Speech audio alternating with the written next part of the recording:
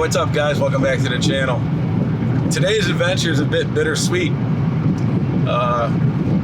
It's new bike day, but also getting rid of a favorite bike day. So, I don't know, I'll show you guys later, but I'm still processing all this. I made a trade deal, and we're doing a trade deal today, and I'm stoked about it. It's a good deal. Both people are getting an excellent value for the trade. I think it's one of the fairest trades I've ever orchestrated in my motorcycle career. That being said, I'm really gonna miss this bike, and I'll explain more later.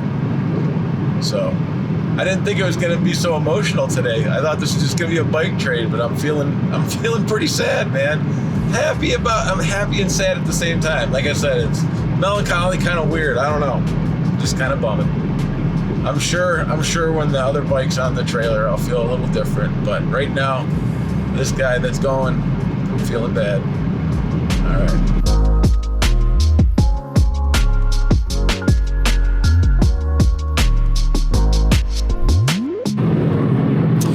All right. Couple hours later, and I'm coming to terms with this. I've been thinking about it for a while.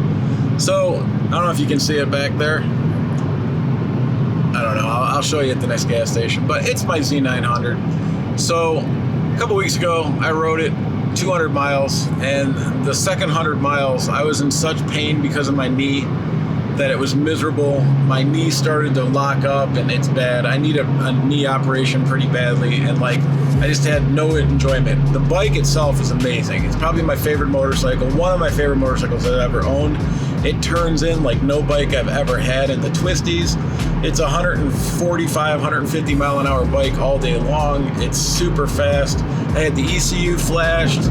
I put a Delvic header on it and kept the stock can. And then when I had the ECU flashed, I actually had them tune it to my header and can. So that bike, the throttle response is perfect. Everything on it's perfect. It's just my body can't do it anymore. So this is the first time in my life at 53 that I'm giving up something I love because my body is too fucked up. But I guess maybe I shouldn't have done all the wheelies and dumb stuff when I was 20, when all those people were saying, you're gonna pay for this someday, kid. Well, I'm paying. But I am trading this for a really nice bike. And I'm gonna let you guys guess right now. So, definitely an equal trade. I don't think I've ever accomplished a more equal trade in my life. Mileage is equivalent. I only have 3,100 miles on this. The bike I'm trading for has 2,200 or something on it. So we're right in the ballpark. Mine's a 2018. I'm getting a 2020. So what do you think? What do you guys think I'm moving into? It's basically all my motorcycles have a purpose. I don't like to have doubles of anything. I like to have an adventure bike, a sportier bike, whatever. So considering I'm getting rid of the sportier bike that I had, you imagine that I'm definitely going to be replacing it with something that can at least do some twisties. So that opens up to quite a bit. And I've had over 100 motorcycles over the last 30 years. And there's one brand that I've never owned before. And as of today, I'm going to own. So, all right, put your comments down there. Let me know what you think it might be. And then obviously I'll reveal it when I get the new bike. All right, back to driving. I am somewhere in Pennsylvania at this point.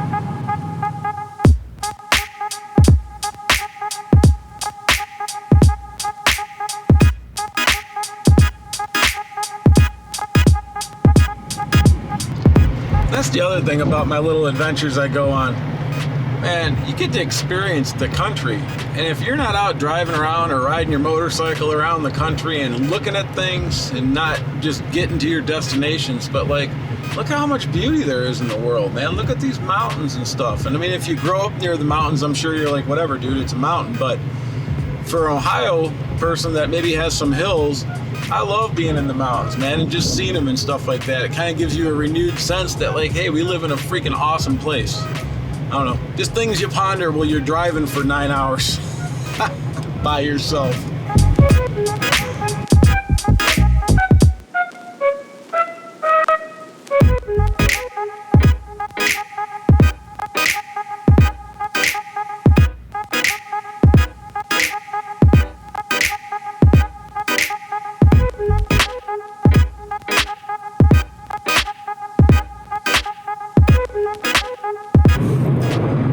That was pretty much last time I was gonna talk to that bike. We're about an hour away from meet the dude.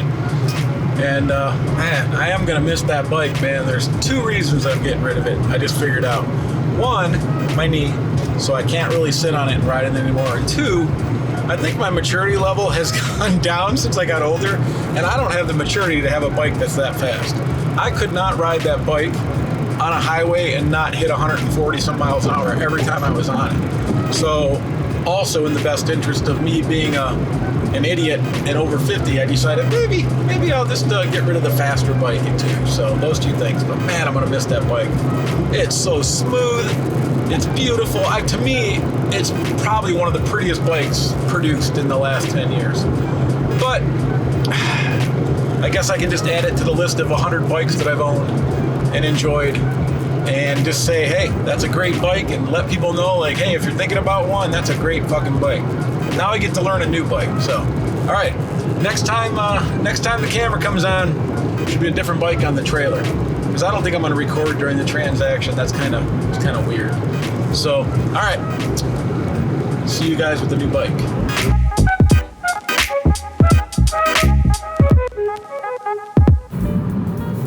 I don't know if you can see it, but there's a different bike back there. Did you guess what it is? I ain't gonna tell you yet. But again, nicest guy in the history of the world. Every time I do one of these, when I trade a bike or do something, I meet the coolest people. This guy, Jesse, that I got the bike from, and his girlfriend, soon-to-be wife, were completely hospitable, awesome people. I'd probably hang out with the guy all the time if I lived here. At least I felt that way. He might think I'm a dick. I don't know. But he was super cool. So get out there, meet people, do stuff. And I can't wait to show you guys. This bike's going to be cool. Again, and now that I've seen the bike and it's on it, what an even trade. I mean, like, 100%. He was stoked. I'm stoked. Everybody's happy. And nobody feels like they got shorted in any way. So, cool. All right, well, when I get back, or when I stop for gas, I'll show you guys what we got. It's a different bike, it's a different step, but I think it fits my needs right now for what I got going on. And I get to start saying yeses with M's. Yes. That's a hit.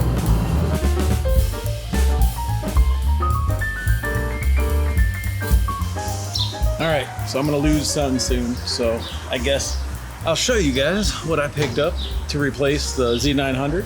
It is, whoosh. Ta-da.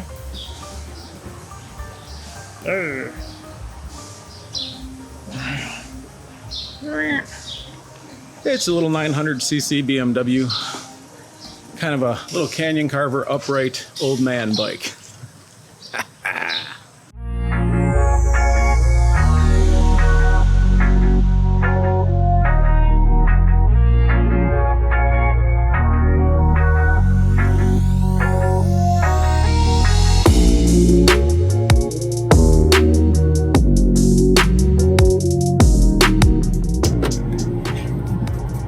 All right, it's 10:14, got an hour and a half to go.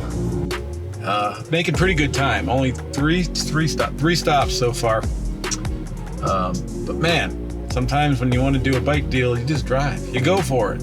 It's been a great day so far, man. You forget how beautiful mountains are. You forget how fun it is just to be on a road trip and have a destination, but not really worrying about anything else. Makes the day go pretty nicely by, so hell yeah. All right. Hour and a half, then we unload this puppy.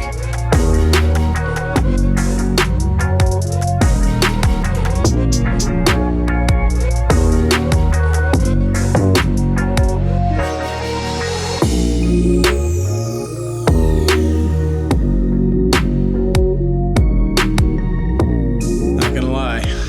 Whew. The last 2 hours in that rain killed me. I feel like I have sandpaper in my eyes from like just could not see the road at all. Every time a truck passed, it was just But left the house 21 hours ago with a green Z900 RS Cafe. Now I've returned 21 hours later with this guy, the BMW F900 XR. XR was removed, which I kind of like. So yeah, I decided that, well, my knee wouldn't ride the other bike anymore. And also, every time I got mad, I found myself going way too fast. So I think my immaturity was a better idea to let that move along to somebody who is more mature. And the guy that I traded it with, definitely more mature. Awesome guy. Again, this happens with guitars, motorcycles. You meet the coolest people sometimes when you do deals. And today was no different. Awesome couple.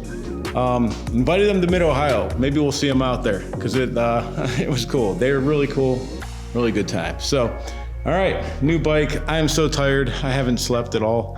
So I'm gonna go over it tomorrow. I can't even think to try to go over anything right now. But it's home, it's safe. New bike day.